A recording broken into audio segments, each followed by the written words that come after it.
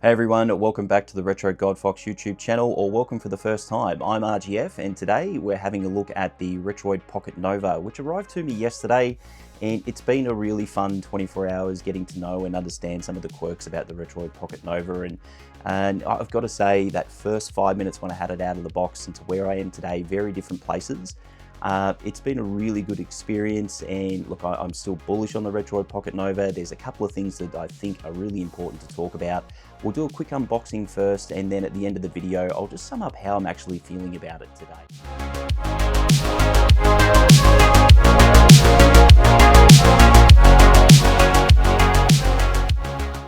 Right, here we are, guys. I've got my Retroid Pocket Nova. It's just turned up at the mail. I'm going to do a quick unboxing. We're going to get it out. We're going to have a quick look. I'll just give you some quick, first impressions of what it's like. I've slit the box open already just to make things a bit quicker and easier. Nice standard bit of safety packaging, and just opening the box, right, you get that that pouch in the kit that feels really nice straight off the bat. And I like that nice subtle Retroid logo. And then we've got the Retroid case as well. I really like this case, like completely molded case like we've seen on the AYN devices. Looks like they've taken that same design, and it's already set up to take the extra bump in the back of it as well, and not with the grip by the looks of things. And because I did the pre-order, right, if we jump inside the case, you'll see we've got our little screen protector there as well.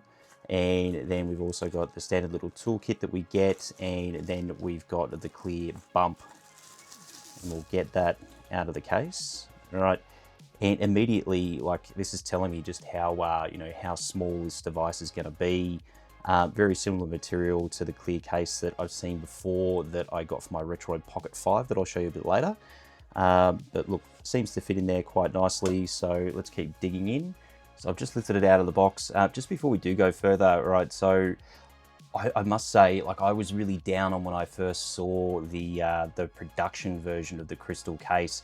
Now seeing it in person, I'm not sure if it bothers me that much, because you see my Retroid Pocket 5, my first Retroid device that I ever got, like really similar, right? It's going to give a very similar sort of look and feel to that device, so it should look pretty good. Now we'll dig this out. I gotta say, I really do like the design that they've gone with for the box.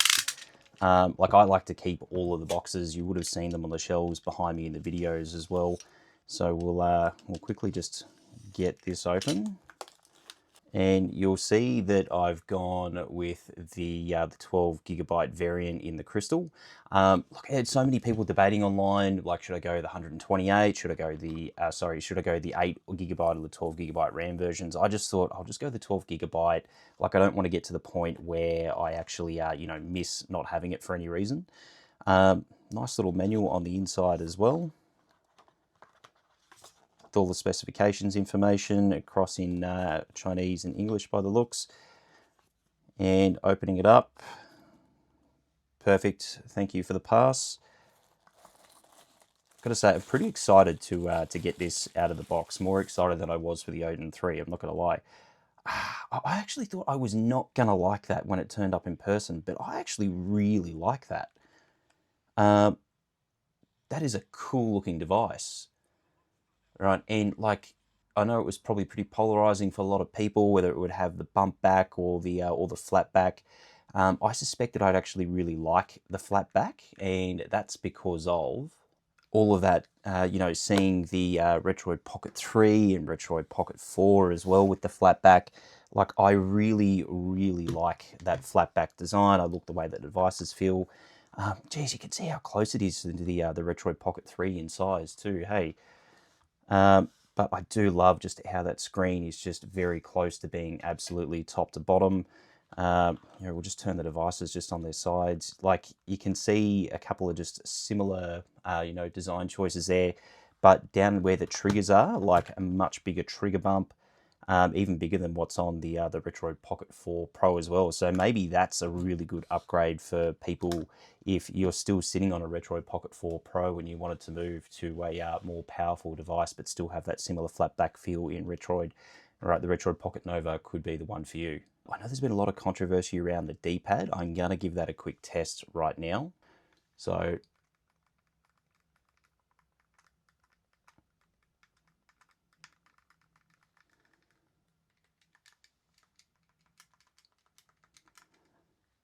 Look, I'm not really picking up on anything with the D-pad there. Like, to me, that is really, really similar to, all my classic other Retroid devices. Maybe a little bit louder than the Retroid Pocket 5. I've got a quiet button mod on my Retroid Pocket 5 buttons as well. Right, but it still seems to roll around and press pretty well the same. We'll do a quick test with the Retroid Pocket 6 as well, just so you can get a sense of what that's like.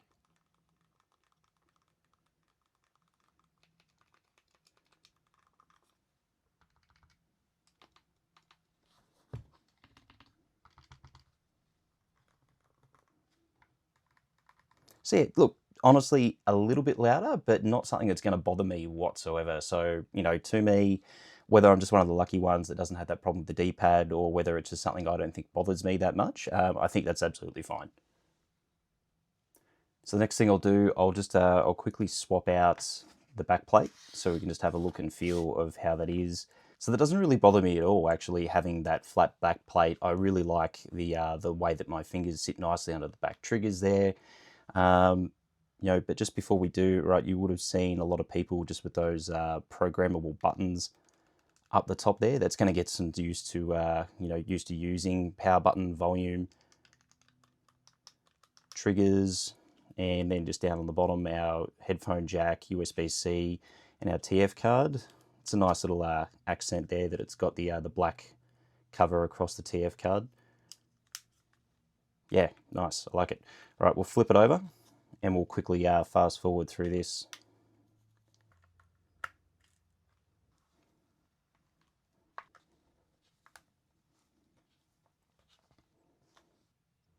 Okay, all the screws are now out. We'll just quickly whip around, take the back plate off.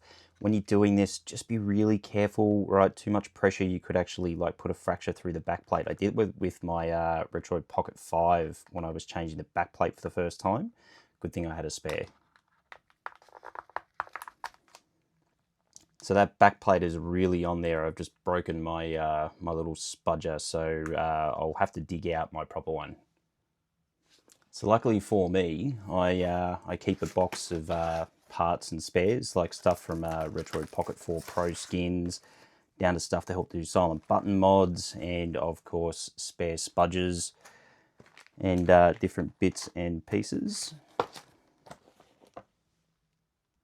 All right, so let's try this again.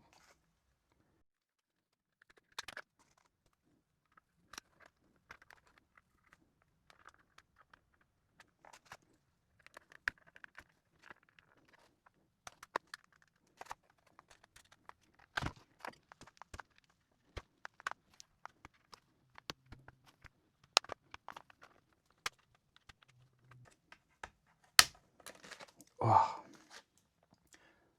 Voila, that was definitely a bit of an effort. So I'm not going to push this all the way down because that was really painful getting that case off.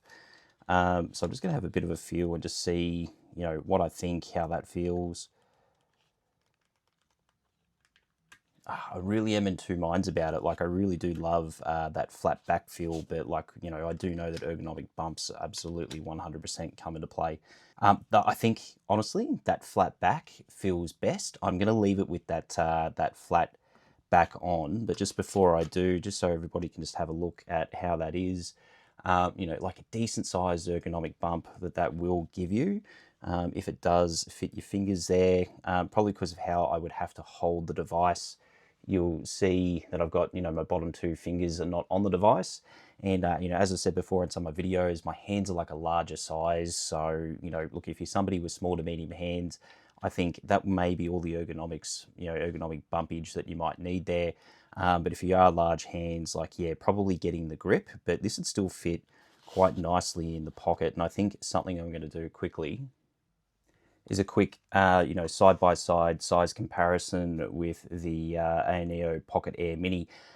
Look, screen size on the Retroid definitely a little bit bigger, much more powerful device than what the ANEO Pocket Air Mini is. This thing, though, does have actually very similar sized, ergonomic bumps. The Retroid is probably just that little bit bigger.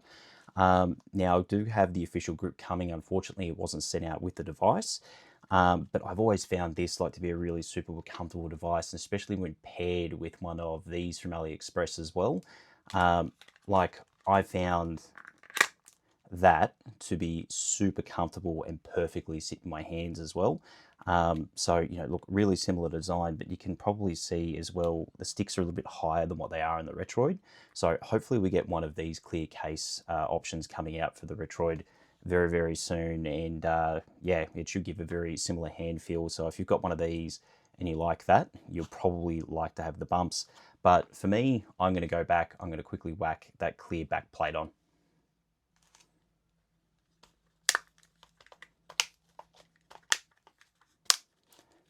Just make sure you press it down really firmly.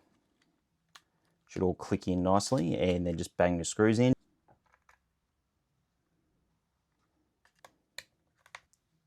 Just make sure you give everything just a nice little tighten up, and use the official screwdrivers, right? These two very different screwdrivers, so even though this one feels better to use, it's got a different size head on it. So we need to make sure you use the right size head screwdriver for these screws, or you can easily strip these sorts of things out. And don't over tighten as well. Let's press the power button, we'll power him on for the first time. That looks pretty cool, I like that logo. So just doing the setup, I never like to install these ones. I want to put my own things on there, so I'll just leave all of those blank. But if there is, you know, like Aether with SX2, some people like to be able to use, or a couple of other legacy apps, you can use those for sure. And for me, I always like to use the AOSP launcher. Complete. Cool. There we go, the Retroid Pocket Nova. I'm going to load this up with some games, and you know, we'll come back and play just a couple of quick games on it, and just wrap up my very first thoughts on the Retroid Pocket Nova.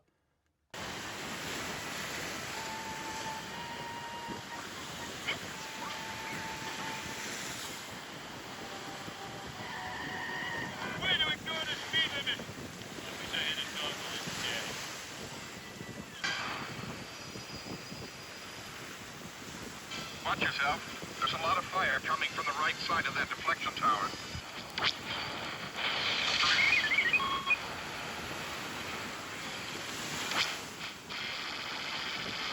Big switch. Follow me.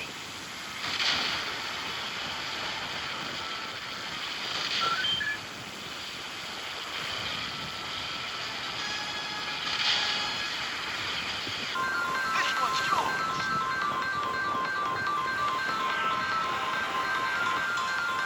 Okay, let's go.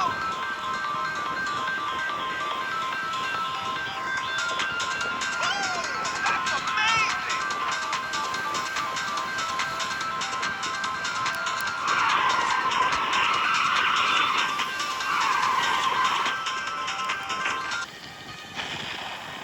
Take cover. Hey, Grant, help us too. They'll focus on that bridge.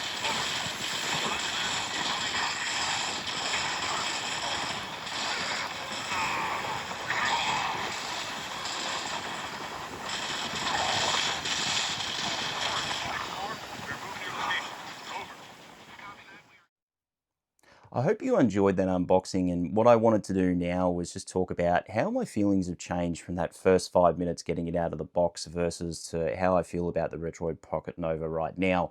And look, you'll probably notice just a couple of little differences. You know, in the video I said that, yeah, I'm actually going to leave that flat back plate on. And since then, I've come to know that I can't use that flat back plate with the Retroid Pocket Nova. I really do need that ergonomic bump. It's probably just because of the size of my hands, you know, just trying to hold the device. I need that little bit of extra grip down there, down the bottom.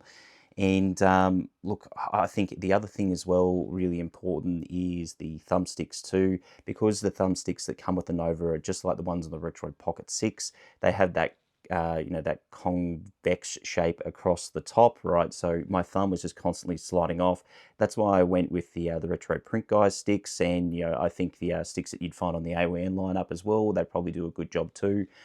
Just means that I can get my thumb in the you know, in that thumb well there, and just have really good precision control. But you know, the other thing that I was really concerned about was the crystal color, that crystal shell. And, you know, that's something I'm really happy to report that I'm not actually concerned about. I actually really like the way that this looks. And, you know, I didn't really think about it at the time, but it actually perfectly matches with the dual screen attachment that I have. And the other thing that it really matches with too is with my Retroid Pocket 5, which I showed there earlier. Look, it's nice to have a couple of devices in that that crystal shell, and look, really been enjoying it. I think really important to call out that this, for me, ultimately is going to need the grip. I don't think I'll be able to play it for long periods of time without the grip. Unfortunately, it didn't arrive, so I couldn't give my feedback on that just yet. Hopefully that turns up shortly, and I'll put that in my full deep dive review video. And I'll be taking this with me on holidays, as well as the Trim UI Brick Pro. And look, really looking forward to testing both of those devices whilst I'm away on holidays. And this, I'm sure this is going to be great whilst I'm, you know, sitting on the plane and, you know, sitting down in the beach recliner. Having all that power that comes with the Snapdragon 8 Gen 2 is going to be a lot of fun. And, you know, that's going to be playing everything from 4x3. And I'm really been enjoying playing Xbox 360 on this too. You know, especially with the updates with Android and X360 mobile, being able to play a lot of Xbox 360 titles on the go at pretty good frame rates on the Snapdragon 8 Gen 2 has been a lot of fun. And look, I think I'm going to leave it there. I'll do that detailed review coming up in the very near future. And until then, I just want to say thank you very much for everybody. If you are thinking about picking up a Retroid Pocket Nova, I do have an affiliate link down in the description. Feel free to use that. Feel free not, of course. And look, thank you for watching the video. Don't forget to like, comment, and subscribe. And until I see you in the next one, play on.